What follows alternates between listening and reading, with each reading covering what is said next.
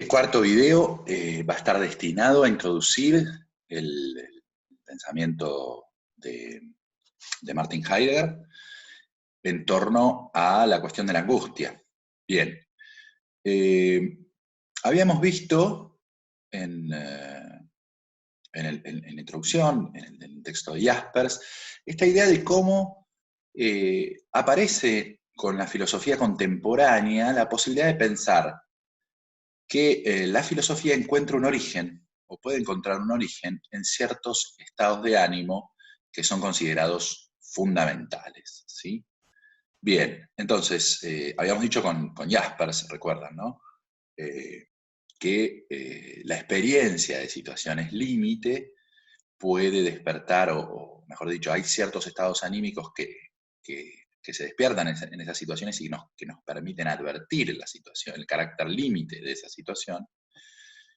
Y a partir de allí comienza una reflexión filosófica que se da en torno al sí mismo y a la subjetividad. Me voy a detener primero en el primer Heidegger, ¿no? En el joven Heidegger, en el Heidegger que da sus primeras lecciones con una voz propia en la Universidad de Friburgo entre 1919 y 1923. Y en esos años él va a hablar explícitamente de la necesidad de una experiencia fundamental, así las va a llamar, Grunderfahrungen, unas experiencias fundamentales, que son las que permiten que se dé un contramovimiento en la facticidad, en la vida, o en la existencia, o en la vida fáctica, ¿no? Acá hay que tener cuidado porque hay términos que son técnicos para la filosofía de Heidegger y no es lo mismo hablar de facticidad que hablar de existencia, aunque en esta primera etapa lo que él va a llamar facticidad, luego en Ser y Tiempo se llamará existencia. Bien, Heidegger dice que en nuestra vida cotidiana estamos absortos en una vida, en un tipo de vida impersonal, un tipo de vida que no se cuestiona las cosas que hace, sino que simplemente repite lo que escucha, repite lo que se dice, lo que se hace, sin pensar, digamos, por uno mismo, podríamos decir. Bien, ¿cómo salimos de ese movimiento que Heidegger va a llamar ruinante o arruinador, digamos, ¿no? De la existencia, que esto mismo va a ser caracterizado en Ser y Tiempo con la idea de la caída, ¿no? Nuestra existencia tiende a caer constantemente, a caer, ¿de qué modo? A quedar atrapada en el modo en que, en este modo impersonal, ¿no? En el modo en que viven los demás, tomar nuestro modo de vida a partir de lo que hacen los demás, y pensarnos a nosotros mismos como cosas y no como existentes humanos. El adjetivo humano habría que dejarlo de lado porque Heidegger va a forjar un término precisamente para no pensar al ser humano en términos humanistas, va a proponer el término Dasein, que significa existencia en el alemán cotidiano, digamos, pero que adquiere este sentido técnico de ser el lugar, ¿no? El da quiere decir ahí en alemán, y Sein quiere decir ser, ¿no? Aquel lugar en el que es posible la manifestación del ser. Y esto nos diferencia de cualquier otro ente, ¿no? Bien, entonces les decía, estamos presos en la vida cotidiana, en una especie de vida impersonal o de vida inauténtica, impropia. Y Heidegger va a decir que solo podemos salir de allí a partir de una experiencia fundamental.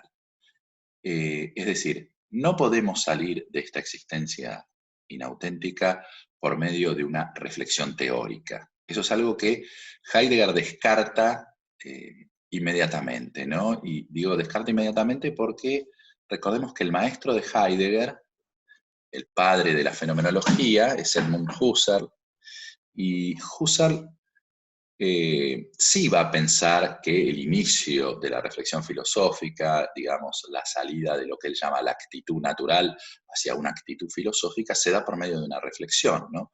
Se da por medio de una reflexión de tipo teórica. Bien, Heidegger va a decir que esto no es posible. No es posible, no hay modo de explicar cómo una persona que está absorta en ese modo de vida impersonal de repente asume esa actitud teórica, crítica.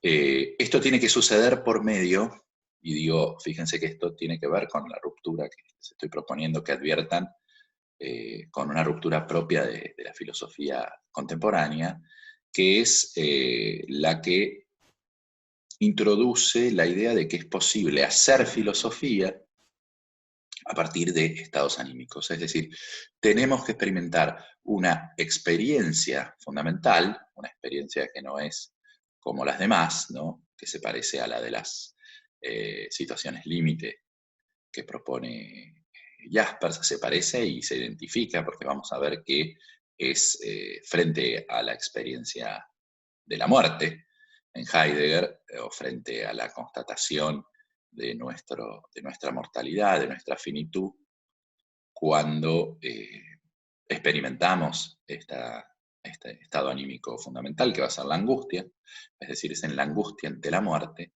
donde vamos a encontrar la posibilidad de salir de esa existencia inauténtica y encaminarnos hacia una existencia auténtica a partir de un aceptar ese carácter finito, ¿no? Bueno, esto lo voy a explicar más detenidamente, pero en principio les voy a leer un pasaje de ese joven Heidegger que habla de cómo la filosofía surge de una experiencia fundamental, ¿no?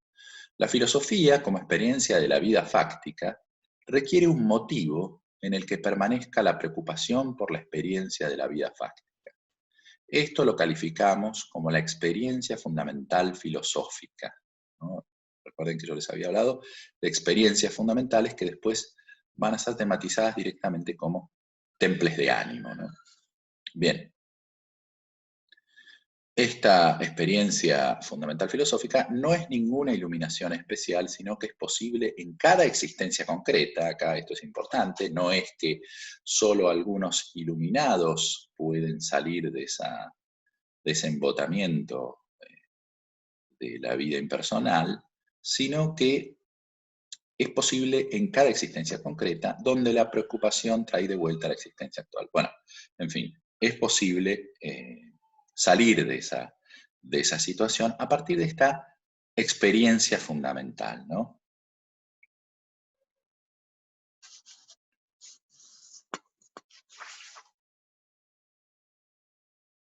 Bien.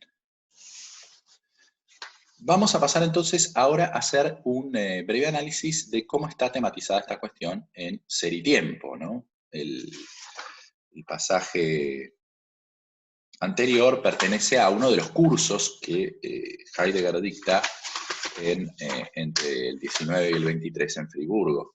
Ahora les voy a referir brevemente, voy a tratar de introducir de la manera más clara posible la cuestión en Ser y Tiempo, la cuestión de la angustia en Ser y Tiempo, ¿no?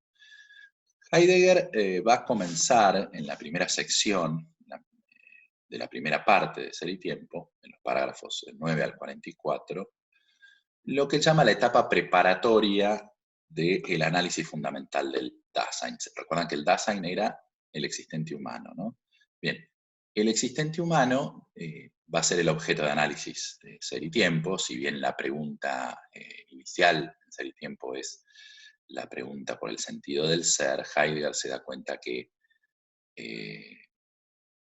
primero tiene que hacerse la pregunta por el sentido del ser de aquel ente que es capaz de hacerse esa pregunta, ¿no? Alguien se hace la pregunta por el sentido del ser. Bueno, empecemos primero por preguntarnos por el sentido del ser de ese alguien que es capaz de hacerse esa pregunta, y ese alguien somos nosotros, ¿no?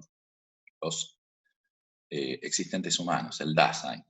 Bien, y entonces hay que analizar cuáles son las estructuras ontológicas, las estructuras propias de ese ser que es el Dasein.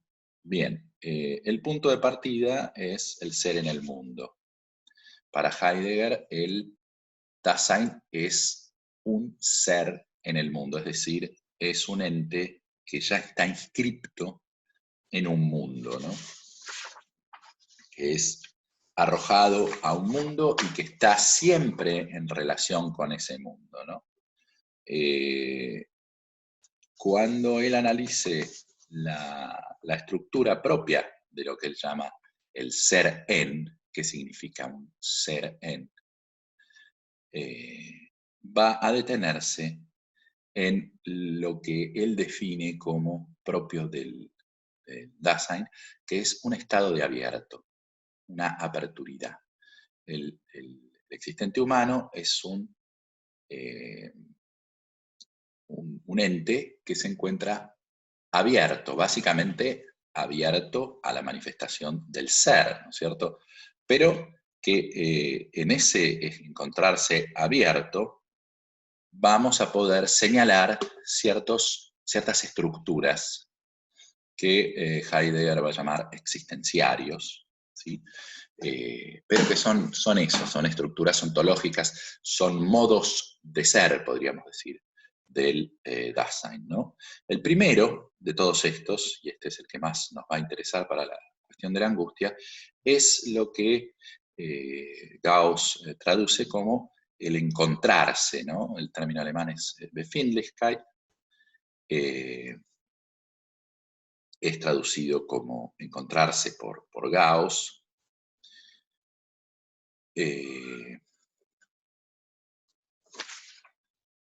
y es traducido como disposición afectiva por Rivera, ¿no? Quería constatarlo.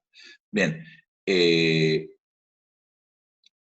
les nombro los otros existenciarios, está el comprender, el habla y la caída. La caída se relaciona con esta tendencia propia del existente humano a desconocerse a sí mismo, ¿no? Y a tomar su propia existencia a partir de lo que hacen los demás y de los entes que le salen al encuentro, ¿no? Bien, ¿qué es el encontrarse? El encontrarse se relaciona con los estados de ánimo, dice Heidegger, ¿no? En los que se hace patente, en los que uno puede constatar cómo le va a uno, dice Heidegger, ¿no? Es decir, es esa tonalidad con la que nos dirigimos al mundo, ¿no? O es en ese estar abierto, que es propio del Dasein, tenemos que advertir que se trata siempre de una apertura que está tonalizada, podríamos decir, por un estado de ánimo, ¿sí? Por un estado de ánimo. Este modo de apertura es el más radical, dice Heidegger, porque nos conectamos siempre con las cosas a partir de un estado de ánimo. Fíjense qué interesante la apreciación de Heidegger, ¿no? Digo, no es una novedad absoluta en la historia de la filosofía, pero es interesante el carácter protagónico que va a tener el estado de ánimo, ¿no? Más allá de que él intenta distinguir este estado de ánimo entendido como Stimmung de cualquier apreciación psicológica, ¿no? De lo que podría ser un sentimiento en términos psicológicos, un afecto, una emoción, ¿no? Pero efectivamente se relaciona con estados de ánimo como, por ejemplo, el rol protagónico que va a tener la angustia, ¿no? En esta obra. Y ahora voy a explicar en qué sentido se da esa tematización de la angustia, ¿no? Bien, y lo que hace este existenciario de la angustia, perdón, del encontrarse, es descubrir lo que Heidegger llama ese estar arrojado o ese estado de eyecto, depende de la traducción, propio del ser humano, ¿no? Es decir, descubrir que nos encontramos ya en ciertas condiciones que no hemos elegido y que hemos sido arrojados a ellas, ¿no? Y que somos responsables ante esa facticidad en la que nos encontramos. Ahora, vuelvo sobre la importancia de esta cuestión de los estados de ánimo, ¿no? Heidegger va a decir, luego cuando explique cuando pase a explicarle el segundo existenciario, que es el comprender, va a decir, todo comprender, digamos, tiene relación con la existencialidad en Heidegger, ¿no? Con ese constatar que somos posibilidad, que esa apertura y que ese estado de arrojado también es una proyección, también implica un poder proyectarse, que es propio del ser humano o del existente humano, es decir, un poder pensarse hacia un futuro sin creer que uno ya está predeterminado a hacer algo. Bien, pero todo ese comprender, que además implica el modo en que efectivamente comprendemos nuestro estar en el mundo,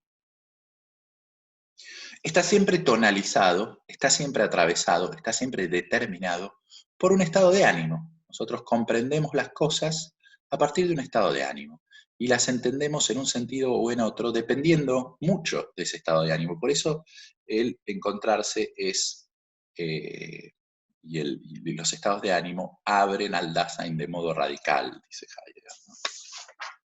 Bien.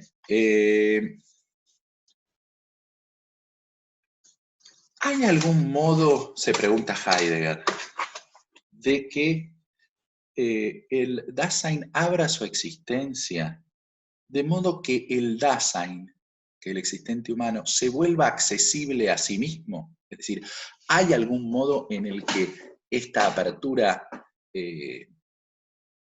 radical que ocurre en el encontrarse pueda servir como un abrirse que ponga en cuestión y permita que se vuelva accesible el Dasein en sí mismo? Bueno, eh, Heidegger va a responder que sí, y va a decir que es en la angustia, es en la experiencia del temple anímico de la angustia, donde el Dasein se vuelve accesible a sí mismo. Heidegger va a distinguir la angustia del temor, ¿no? El temor siempre lo tenemos ante algo concreto. Tengo miedo de que suceda, de que entren, no sé, a robar en mi casa. Es algo concreto. La angustia se distingue del temor básicamente porque es indeterminada. Es una respuesta frente a algo indeterminado. ¿Por qué estoy angustiado? No sé por qué estoy angustiado, no lo sé. Estoy angustiado, pero no lo sé. No sé el motivo, ¿no? ¿Y qué sucede en la angustia? ¿Cómo describe Heidegger la angustia? Bueno, en la angustia lo que sucede es que el mundo queda sumido en una absoluta insignificancia, pierde todo significado. El mundo se nos aleja y pierde su significado. En ese sentido, uno podría decir, bueno, sí, la angustia se da ante algo, ante la nada del mundo. El mundo deviene nada, deviene insignificancia, ¿no? ¿Y qué es lo que se experimenta en ese estado anímico, ¿no? Y Heidegger va a decir algo muy concreto, se experimenta el sentimiento, y probablemente quienes conozcan la obra de Freud van a recordar este término, se experimenta das Unheimlich, o das Unheimlichkeit, ¿no? Creo que este término ha sido traducido como lo siniestro,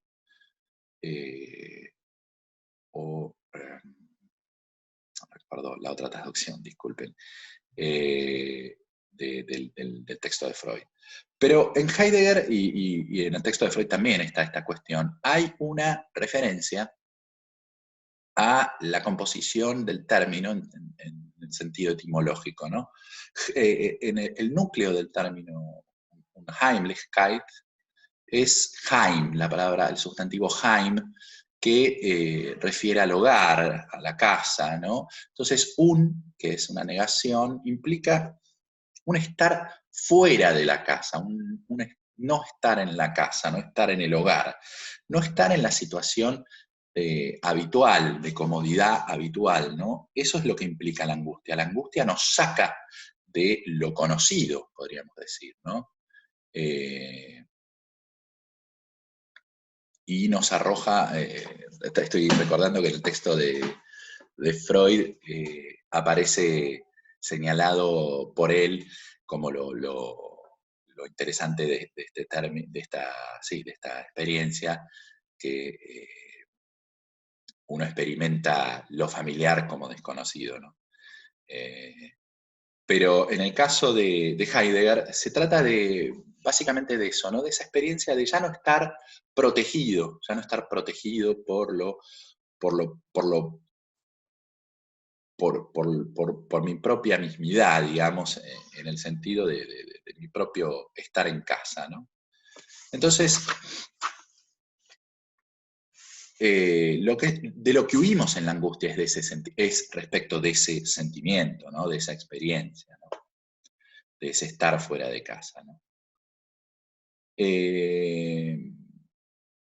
Heidegger va a retomar, esto es en la primera sección de la primera parte, esto lo va a retomar cuando en la segunda sección analice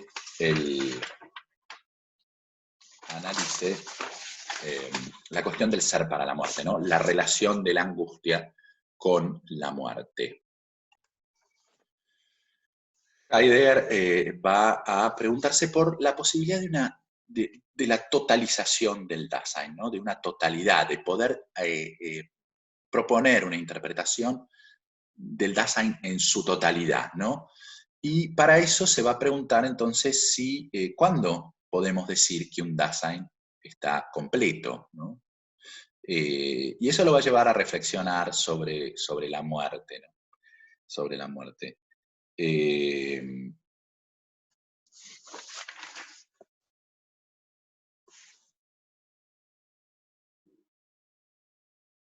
Bien.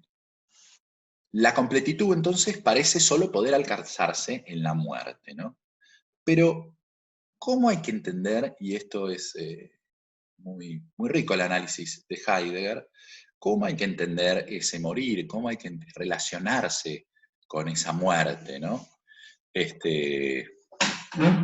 Heidegger lo primero que va a decir es, no hay que entender el morir como un haber llegado al fin, sino más bien como un ser relativamente al fin, ¿no? Como un ponernos en relación con ese fin, ¿no? Heidegger va a decir, no pensemos en la muerte como la imposibilidad de la posibilidad, sino más bien pensemos en la muerte como la posibilidad de la imposibilidad. Fíjense que el juego de palabras lo que intenta destacar es que la muerte tiene que ser pensada no como una imposibilidad, no como el momento en el que digamos, el hecho concreto en el que dejamos de poder, digamos, que perdemos todas nuestras posibilidades existenciales, sino más bien como una posibilidad misma. Claro, esto implica el desplazamiento respecto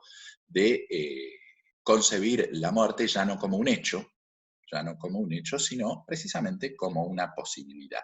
Como una posibilidad que además, si yo la experimento hoy, aquí y ahora, es una posibilidad que abre todas las otras posibilidades, ¿no? Es la posibilidad que abre toda otra posibilidad, porque desde esa constatación de la mortalidad, de finitud, desde la constatación y la aceptación de que soy un ser finito, que no tengo un tiempo eterno, aparece una densidad propia de la existencia auténtica. Vamos a ver que Heidegger va a decir, va a caracterizar a esta posibilidad como una posibilidad que tiene distintas características, ¿no? Y la primera es que es una posibilidad inminente, ¿no? Cierta e inminente, es decir, sabemos que vamos a morir, digamos, lo que podemos, lamentablemente, de algo de lo que podemos estar seguros es que vamos a morir en algún momento. Lo que no sabemos es cuándo, ¿no? Es una posibilidad en ese sentido indeterminada. Pero el carácter que tiene esa posibilidad, y precisamente porque es indeterminada, es que es inminente. En cualquier momento podría ocurrir esto. Puede ocurrir dentro de unos minutos, ¿no?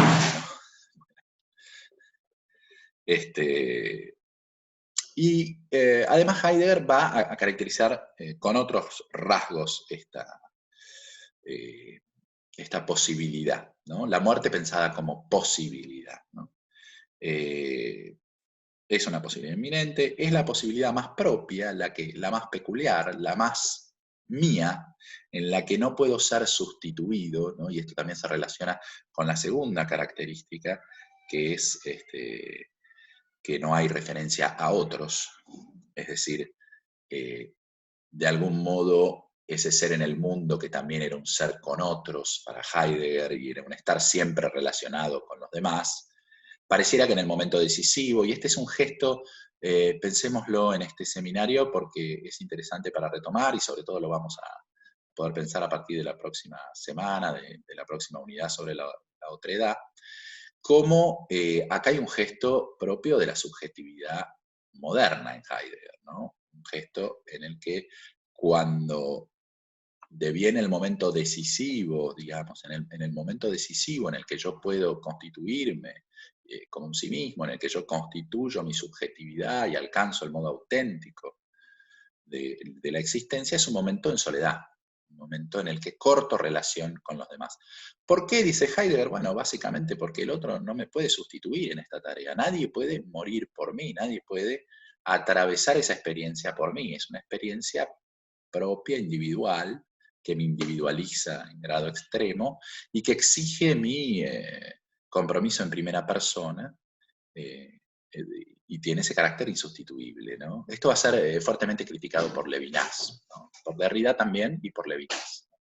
Levinas va a destacar como problemático que uno no pueda aprender nada de la muerte de los otros, ¿no? Heidegger dice, no, ¿podría yo tener una experiencia de la muerte cuando asisto a la muerte de los demás? No, es simplemente un asistir a la muerte, pero uno no está experimentando lo que experimenta el que muere, ¿no? Bien. Y por supuesto es una posibilidad irrebasable, ¿no? Es una posibilidad última. Es la posibilidad de la imposibilidad, ¿no? Bien. Ahora, hay que insistir en esto, ¿no? La muerte no es un hecho para Heidegger, no es pensada como un hecho, digo, no se niega el hecho de que exista un momento, un tiempo y un lugar en el que ocurre la muerte, pero a Heidegger le interesa pensar la muerte en su dimensión de posibilidad y de poder propio del Dasein, de un poder que le hace, que hace posible, digamos, si uno lo asume, darle otra dimensión y otra densidad, otra intensidad a la temporalidad de la existencia, ¿no es cierto? En ese sentido, de algún modo hay que apropiarse de la muerte, va a decir Heidegger, ¿no? No en el sentido de realizarla, no hay que suicidarse, ni tampoco hay que esperarla de modo obsesivo, ¿no? Como si uno estuviese obsesionado y se viste de negro y espera ese momento oscuro, sino que la actitud propia, dice Heidegger, es la de precursarla, Vorlaufen en alemán, ¿no? Precursarla. ¿Qué quiere decir precursarla? Ser consciente y ser capaz de aceptar que somos seres finitos. Si nosotros aceptamos que somos seres finitos, el tiempo adquiere otra densidad porque advertimos que tenemos que realizar las posibilidades que tenemos a nuestro alcance, porque no tenemos un tiempo indeterminado para realizarlas, ¿no? Hay algo que se relaciona con eso de modo directo, ¿no? Bien, ¿cómo se relaciona esto con la angustia? Bueno, básicamente porque es en la angustia donde yo experimento esta posibilidad de aceptar la muerte y precursarla, ¿no? Es la angustia, es en el estado anímico de la angustia donde se abre esta posibilidad fundamental para el Dasein, ¿no es cierto?, de precursar la muerte, es decir, de comenzar de algún modo a, por medio de este precursar que va a ser también pensado como una resolución, como un resolverse, como un decidirse, a vivir aceptando la finitud, y de ese modo la experiencia de la angustia y precursar la muerte nos saca de esa vida inauténtica, impersonal. Él dice, bueno, ¿qué sucede en la vida cotidiana bajo el modo de lo impersonal? Bueno, es el otro el que se muere, el que se muere, ¿no? La muerte queda impersonalizada. Sí, voy a morir, pero todavía no. Al que le toca es al otro, ¿no? Siempre es a un otro. No pensamos en la muerte como una posibilidad propia, como algo que nos puede afectar a nosotros en primera persona. Siempre pareciera que es algo que le va a afectar al otro, ¿no? Bien.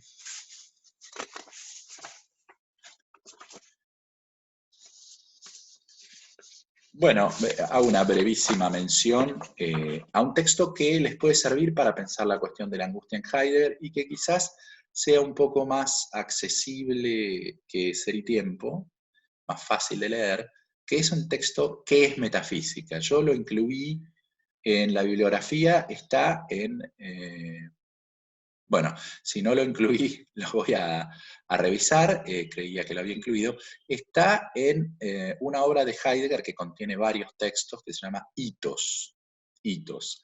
Allí lo van a encontrar, lo voy a subir como bibliografía complementaria.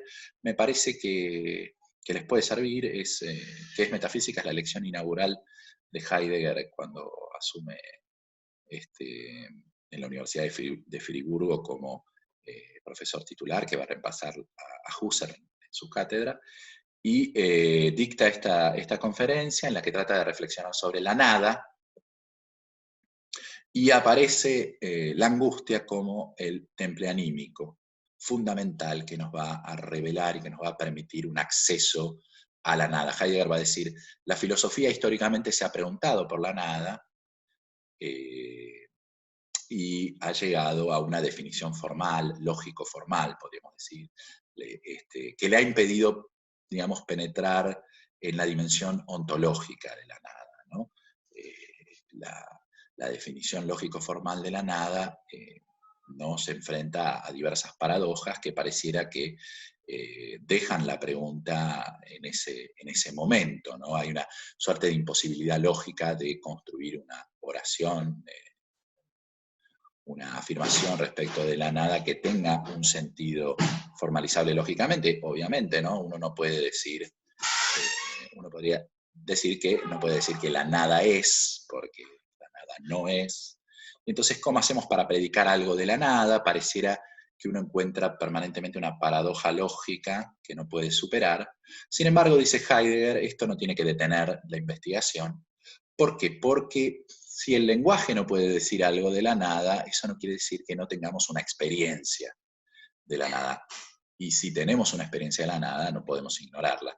¿Cuándo tenemos una experiencia de la nada? En la angustia, dice Heidegger. En la angustia se nos presenta la nada, experimentamos la nada. Y es importante porque esa nada tiene que ver con la determinación ontológica de nuestra subjetividad y de nuestro ser como existentes humanos, ¿no? De nuestra indeterminación ontológica, ¿no? Esta idea que va a ser retomada por Sartre, ¿no? Pero que ya está presente en Heidegger, ¿no? Esta idea de que la existencia precede a la esencia, en el sentido de que el Dasein, el existente humano, es un ser, un ente que no tiene una esencia que tenga que realizar, sino que se construye a partir de ese estar arrojado en la existencia y de sus acciones y la responsabilidad que surja de esas acciones, ¿no? Esto va a ser tematizado